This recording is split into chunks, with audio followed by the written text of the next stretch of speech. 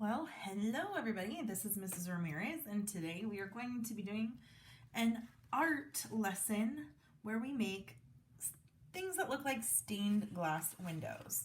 So if you've never seen a stained glass window, it's a cool window that has a bunch of little pieces of colored glass put together, kind of like a mosaic. So today we're going to do one. You can choose to do a shape like this with the stained glass on the inside, or you can do something like this, which is the whole thing having a stained glass look. I'm going to do today on our video a springtime picture because it is springtime, and with all of this rain we've been having, the flowers are going to start popping up all over the place. So if you do not want to do a flower picture, you do not have to, but I want you to watch the video so you can see the different steps to make when you do your own, okay? So step number one is to get the outline of your main picture. So for me, I'm gonna do my favorite flower, which are tulips. So I'm going to start here. I'm gonna use, you can use a black crayon or a colored pencil. You may use a marker if you'd like, but if you do use a marker, you just wanna be careful because you don't wanna make a mistake. You might wanna do it with pencil first and then go over it. Okay, so here's my first tulip. And then I'm gonna curve that down and curve that one down, and I'm gonna stop behind so that it looks like it's going behind the flower. Okay, and then I'm gonna add a stem. And then what else do flowers have? They have petals and they have stems, but they also have something else. Anybody? That is correct. They have leaves. Good. So I'm going to do a few more here on my picture so that it takes up the whole space. This one I'm going to have my stem go the opposite way just to kind of give it some interest. Okay, and then I'm going to do one more because my paper's kind of small. There we go. And then add the stem. And then the leaf. Oops, that's not exactly the shape I wanted, but that's okay. I'm not going to go back over it because I don't want to draw more attention to it. So if you make a mistake and it's not perfect, that's fine. Just leave it. Don't try and make a thick line because then it will look more obvious. So after you have your outline, what you're going to do is you're then going to add in all of the parts that make it look stained glass, all of the extra pieces. Okay, so I'm not going to do very many lines in my background because I don't want to take away from my tulips. So you're going to grab your straight edge. Now I, believe it or not, don't have a ruler at home, so I'm going to just use the spine of a book here as my straight edge. And so all you're going to do is make lines that go from one edge of your paper to the other, and you're going to want to make sure that you do not draw on your flowers. So for example, I'm going to start here.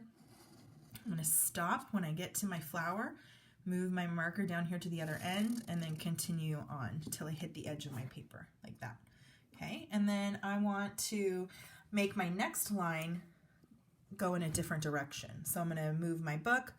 I'm going to come here, I got straight edge, stop when I hit that leaf, and continue down to the edge of my paper like that. Okay, I'm going to do one more line over here. I'm going to go from this line, stop at the leaf, at the stem, stop at that stem, stop at that stem. Okay, and now I'm going to choose to not continue that line here. Okay, and I did the same thing here. I didn't cross that line.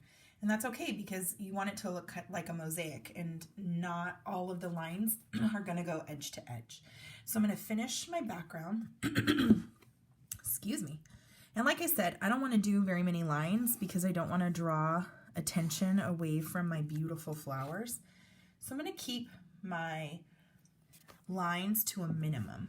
Also, the more lines you make, the more spaces you have to color.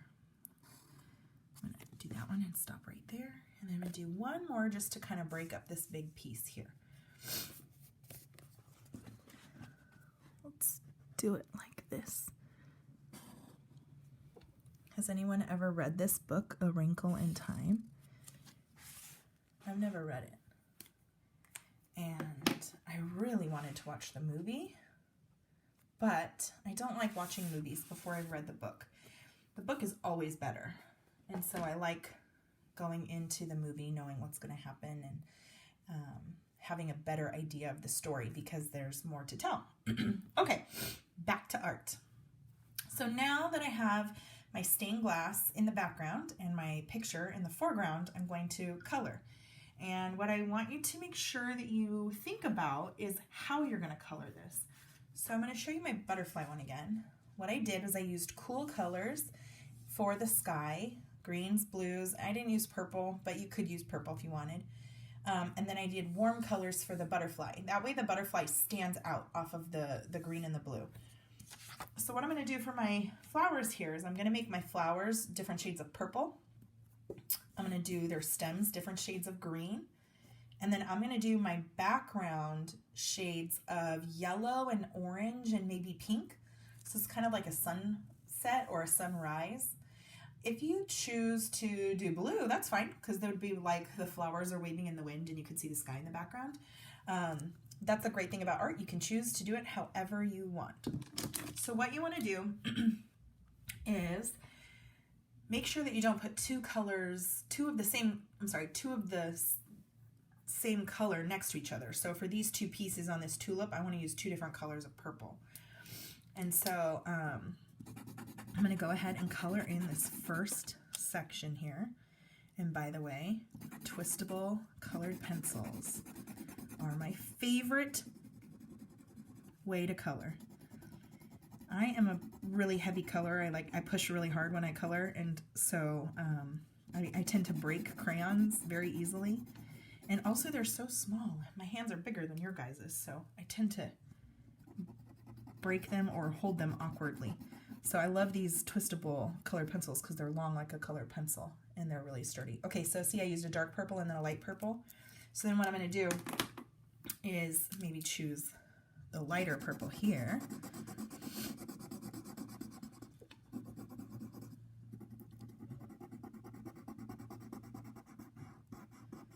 And then now I have 5 different colors of purple. If you only had 2, that's fine. You would just use the 2 different colors on each of the flowers. And then this last one is more of a pinkish purple. So I'm going to use that in a little spot because I don't want it to blend in with my background. And then here we go, the last.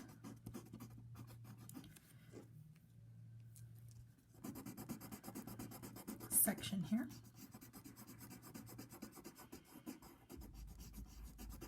There we go.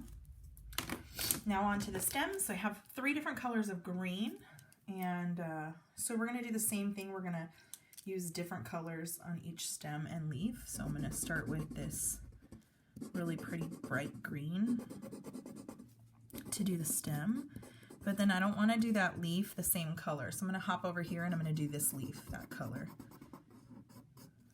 And then I'm going to choose a different green. This is a darker green. And then I'm going to hop over here and do this stem, that same green.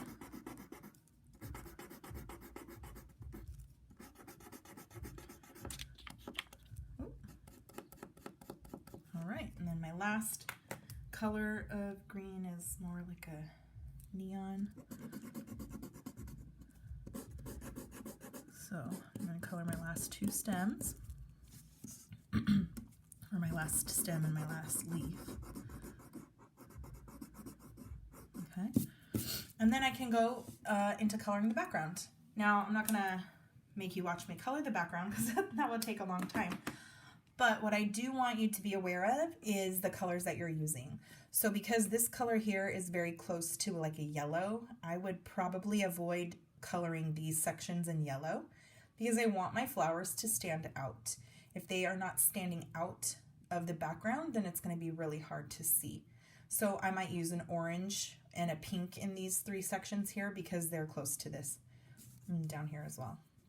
Okay, if you don't want to do flowers, that's fine. I Googled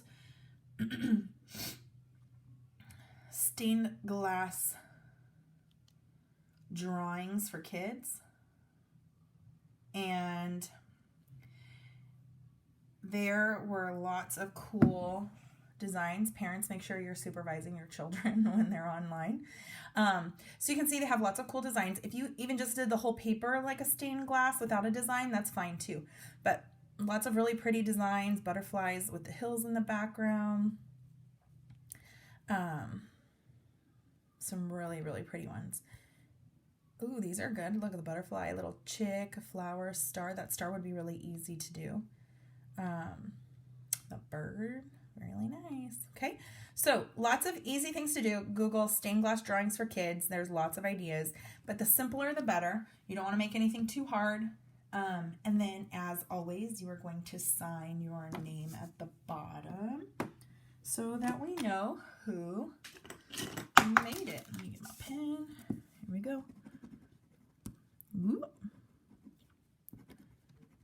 Mrs. Ramirez. There you go. So you sign your artwork just like every artist. And make sure that your parents snap a picture of this and they can send it on Instagram to @DUSDSteam or on Facebook, also DUSDSteam. We will save that picture and then we will post it on our social media for all of our followers to see. Okay, and if you want to post a picture of you holding your artwork with your beautiful face, that's even better. All right, I hope you guys have a great day and I cannot wait to see you guys back in the classrooms. Bye.